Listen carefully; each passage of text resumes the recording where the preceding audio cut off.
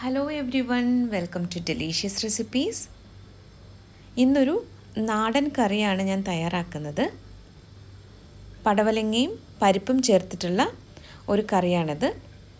ചോറിൻ്റെ കൂടെയൊക്കെ കഴിക്കാൻ പറ്റിയ നല്ലൊരു കറിയാണിത്. അപ്പോൾ ഇതെങ്ങനെയാണ് തയ്യാറാക്കുന്നതെന്ന് നോക്കിയാലോ.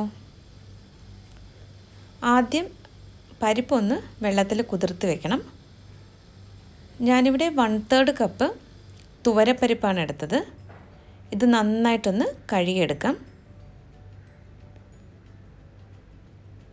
പരിപ്പ് ഇപ്പോൾ നല്ലതുപോലെ കഴുകിയെടുത്തിട്ടുണ്ട്.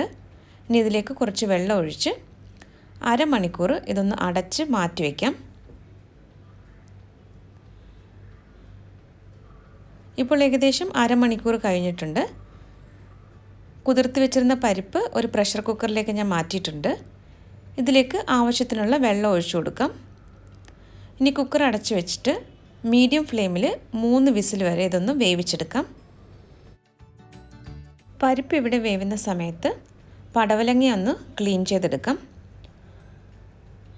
ഈ പടവലങ്ങ നല്ലതുപോലെ ക്ലീൻ ചെയ്തെടുത്ത ശേഷം നമുക്ക് ചെറുതായിട്ടൊന്ന് കട്ട് ചെയ്തെടുക്കണം.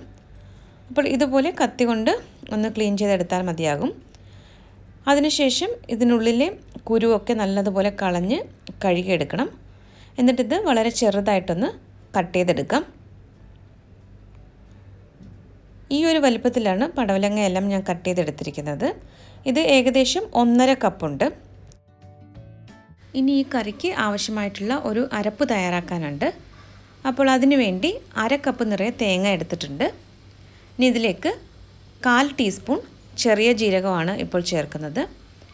ഇത് ഞാനൊരു മിക്സിയുടെ ജാറിലേക്ക് മാറ്റിയിട്ടുണ്ട്. ഇനി ഇതിലേക്ക് കുറച്ച് വെള്ളം കൂടി ഒഴിച്ചിട്ട് നല്ല ഫൈൻ പേസ്റ്റായിട്ട് ഇതൊന്ന് അരച്ചെടുത്തിട്ട് മാറ്റി വയ്ക്കാം. ഇനി ഇതിലേക്ക് ആവശ്യമായിട്ടുള്ള മറ്റു ചേരുവകൾ: ഒരു സവാളയും ഒരു തക്കാളിയും 2 പച്ചമുളകുമാണ് ഞാനിപ്പോൾ ഇവിടെ എടുത്തു വെച്ചിരിക്കുന്നത്. ഇപ്പോൾ പരിപ്പ് ഇവിടെ നന്നായിട്ട് വെന്ത് വന്നിട്ടുണ്ട്. ഇത് നന്നായിട്ടൊന്ന് മിക്സ് ചെയ്തെടുക്കാം. അതിനുശേഷം കട്ട് ചെയ്ത് വെച്ചിരിക്കുന്ന മറ്റ് ചേരുവകളൊക്കെ നമുക്ക് ചേർത്ത് കൊടുക്കാം. സവാളയും തക്കാളിയും പച്ചമുളകുമാണ് ഇപ്പോൾ ചേർക്കുന്നത്. ഇനി ഇതിലേക്ക് പൊടികളൊക്കെ നമുക്ക് ചേർക്കാം. 1/2 ടീസ്പൂൺ മഞ്ഞൾപ്പൊടിയും 1/4 ടീസ്പൂൺ മുളക് പൊടിയുമാണ് ഇപ്പോൾ ചേർത്തത്. ആവശ്യത്തിനുള്ള ഉപ്പും കൂടി ചേർക്കാം.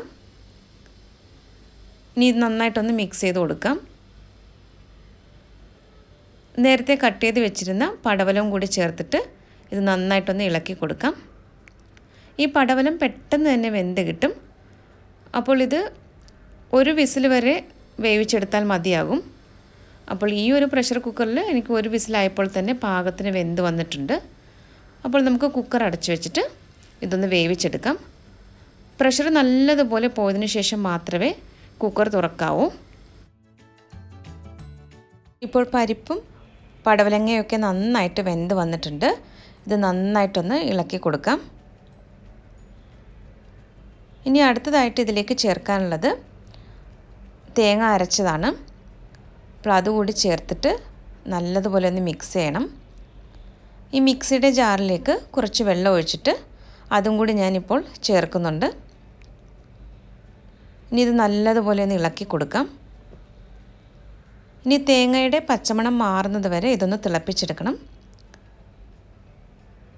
ഇത് വളരെ എളുപ്പത്തിൽ തയ്യാറാക്കാൻ പറ്റുന്ന നല്ലൊരു ചാറുകറിയാണ്. ചോറിൻ്റെ കൂടെയൊക്കെ കഴിക്കാൻ പറ്റിയ ഒരു കറിയാണിത്.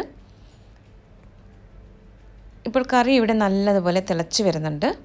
ഈ സമയത്ത് ഉപ്പൊക്കെ പാകമാണോ എന്ന് നോക്കുക. കുറവാണെങ്കിൽ അല്പം കൂടി ചേർത്ത് കൊടുക്കാം. തേങ്ങയുടെ പച്ചമണമൊക്കെ നല്ലതുപോലെ മാറിയിട്ടുണ്ട്. അപ്പോൾ ഇനി ഇത് ഫ്ലെയിം ഓഫ് ചെയ്തിട്ട് നമുക്കിത് അടുപ്പിൽ നിന്ന് മാറ്റി വയ്ക്കാം. ഇനി ഇതിലേക്ക് കടുക് താളിച്ച് ചേർക്കാനുണ്ട്.